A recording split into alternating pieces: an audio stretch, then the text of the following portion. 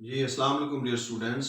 جی آج ہم پڑھیں گے اظہار ترجیح کا نظریہ ریویلڈ پریفرنس تھیوری. جی جیسا کہ ہم اس چیپٹر کے اندر کنزیومر بیہیویئر کو انالائز کر رہے ہیں. کنزیومر بیہیویئر کے بارے میں دو تھیوریز جو ہیں وہ آلریڈی ہم پڑھ چکے ہیں. افادہ کی عددی پیمائش کا نظریہ اور افادہ کی ترتیبی پیمائش کا نظریہ، جس کو ہم جو ہے انڈیفرنس کرو انالیسز یا اظہار ترجیح خطوط عدم ترجیح کی مدد سے جس کو ہم ریپریزنٹ کرتے ہیں. یہ نظریہ جو ہے خطوط عدم ترجیح پر تنقید کے بعد، اس کو کرٹیسائز کرنے کے بعد، پاول سیملسن نے جو ایک امریکن اکانومسٹ ہیں، انہوں نے 1938 میں جو ہے اس کو پریزنٹ کیا. یہ نظریہ کہتا ہے جو پچھلا نظریہ تھا اس کے برعکس، اس میں ہم پڑھتے ہیں کہ جو صارف ہے وہ کسی ایک جوڑے کا انتخاب کرتا ہے وہ غیر جانبدار ہو جاتا ہے. سیملسن یہ بات کہتا ہے کہ جب صارف کسی جوڑے کا انتخاب کرتا ہے تو اصل میں غیر جانبدار نہیں رہتا، بلکہ وہ اپنی ترجیح کا اظہار کر دیتا ہے، اپنی پریفرنس جس کو جو وہ شو کر دیتا ہے.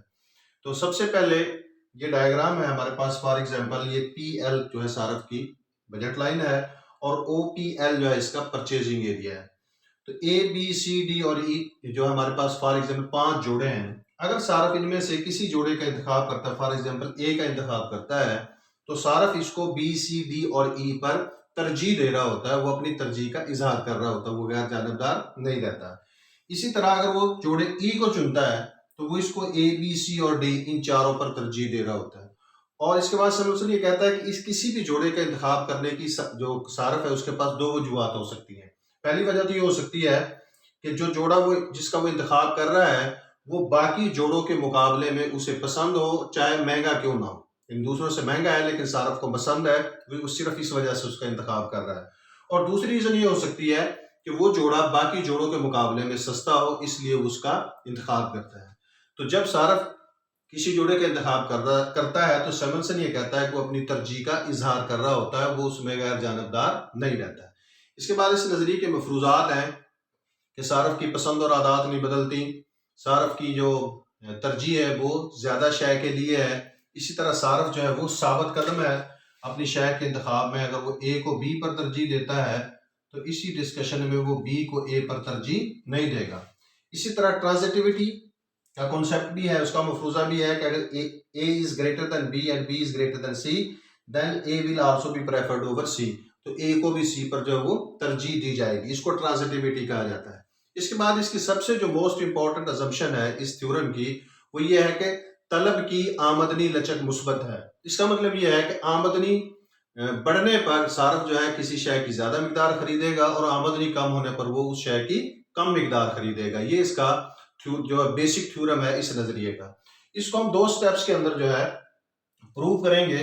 یہ سٹیپ 1 ہے، اس میں ایکس ایکسس پر کوئی ایکس کموڈیٹی ہے اور وائی جو ایکسس ہے اس پر کوئی وائی کموڈیٹی ہے. ہم ازیوم کرتے ہیں کہ پی ایل جو ہے صارف کی جو ہے وہ انیشیل بجٹ لائن ہے اور صارف نقطہ آر پر ایک جوڑے کا انتخاب کر رہا ہے. اب ہم یہ فرض کرتے ہیں کہ ایکس شے کی قیمت بڑھ جاتی ہے، اس کے اندر اضافہ ہو جاتا ہے. جب کسی شے کی قیمت بڑھتی ہے تو اس کی جو بجٹ لائن ہوتی ہے انورٹ روٹیٹ کر جاتی ہے.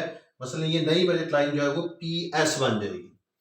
اب ایکس شے کی قیمت کم ہونے پر چونکہ صارف کی حقیقی آمدنی میں کمی ہو گئی ہے، تو سیملسن یہ کہتا ہے کہ ہم اس کی آمدنی میں جو کمی ہوئی ہے اس کی تلافی کرنے کے لیے ہم اس کو اتنا ہی زر جو ہے کیش اس کو دے دیتے ہیں، جس کو وہ اوور کمپنسیشن ایفیکٹ یا اثر زائد تلافی کا نام دیتا ہے.